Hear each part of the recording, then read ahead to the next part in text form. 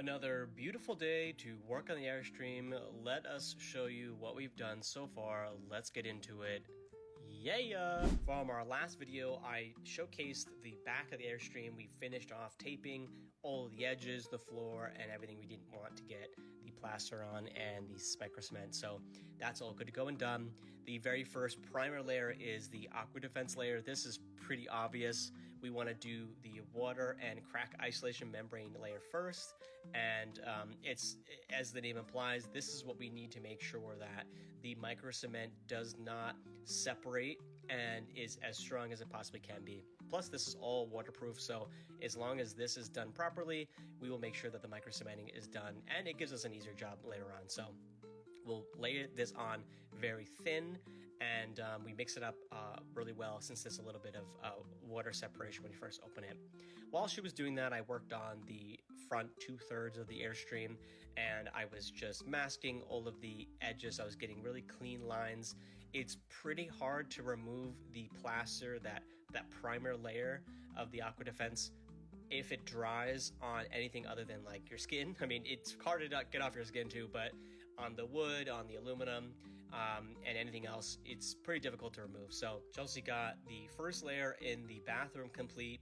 This is a light bluish color when you put it on. It's like a little bit tint of aqua, but it says in the instructions, once it is completely dry, which it dries very quickly, it will be a dark kind of aqua color. So as you can see here, the first layer is now completely dried, and you can feel it with your fingers once it's dry. And you can actually press into it with your fingernail. It has a little bit of a rubber kind of feel, kind of kickback to it.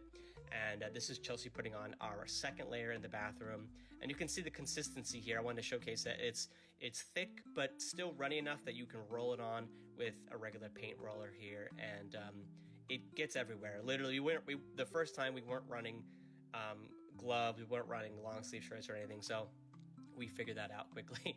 As she was doing that, I masked off the rest of the lights, all of our edges, anything that needed a clean line. So I started on that. I removed all of the dome lights and stuff like that, and the fan shrouds.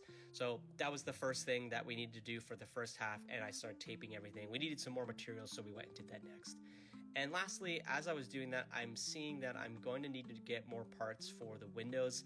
The problem is these are the only pieces left that are rusted. I have a couple pieces on the outside that I need to paint, but I don't know if they make these levers for the windows, or if I have to get them made. Or I know the little locks at the bottom, I can find them. They're hard to find, but I could either do a rust reformer on those, repaint them, or remove the entire window assembly and redo the entire thing. We're not quite sure what we'll do, but that's one of the last pieces we have to work on. So thanks for watching, and stay tuned for the next video.